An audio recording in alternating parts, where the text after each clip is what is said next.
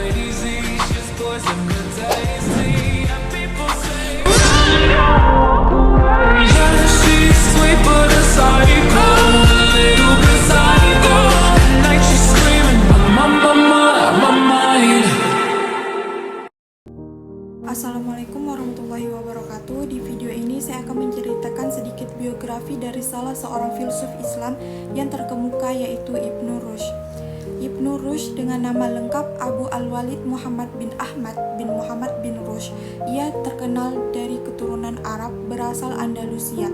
Ibnu Rushd lahir di Andalusia, Spanyol, tepatnya di kota Cordoba tahun 526 Hijriah atau 1198 Masehi. Saat itu Cordoba merupakan kota yang paling menonjol dan terkenal keilmuannya di Andalusia atau Spanyol.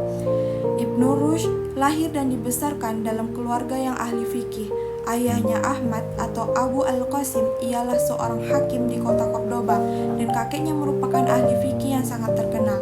Pada usia anak-anak, Ibnu Rushd sudah mempelajari berbagai disiplin ilmu seperti Al-Quran, hadis, fikih, serta mendalami ilmu-ilmu eksak seperti matematika, astronomi, logika, filsafat, dan kedokteran.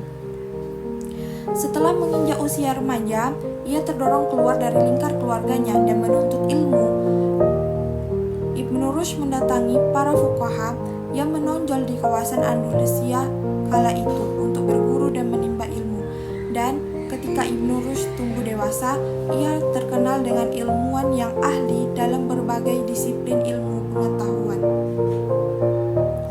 Kehidupan sebagian besar digunakan untuk menjalani tugas sebagai seorang hakim dan seorang dokter.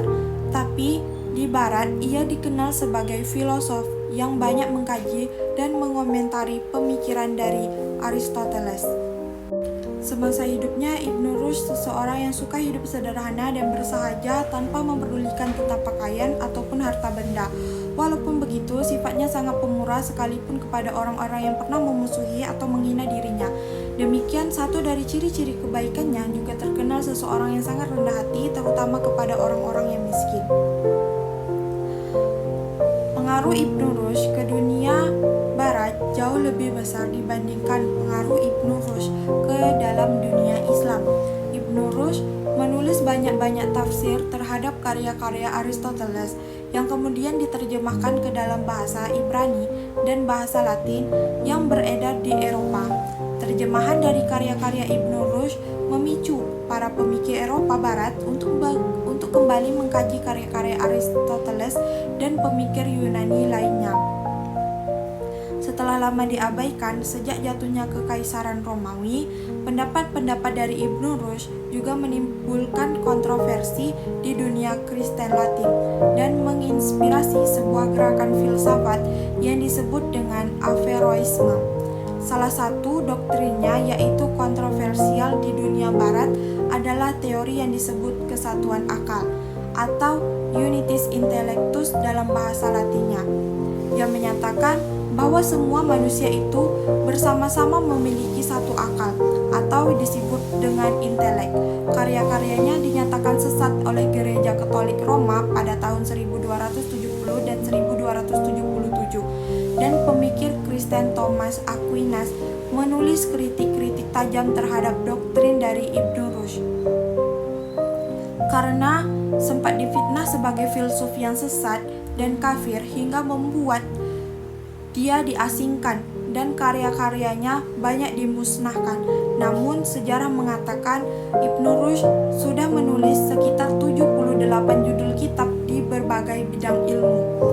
Beberapa karya Ibnu Rushd yang berpengaruh bagi peredaran di dunia, yang pertama ada Al-Kulliyat fit At-Tib, yang merupakan karya Ibnu Rushd di dunia kedokteran yang paling dikenal di kalangan ilmuwan di bidang penyembuhan.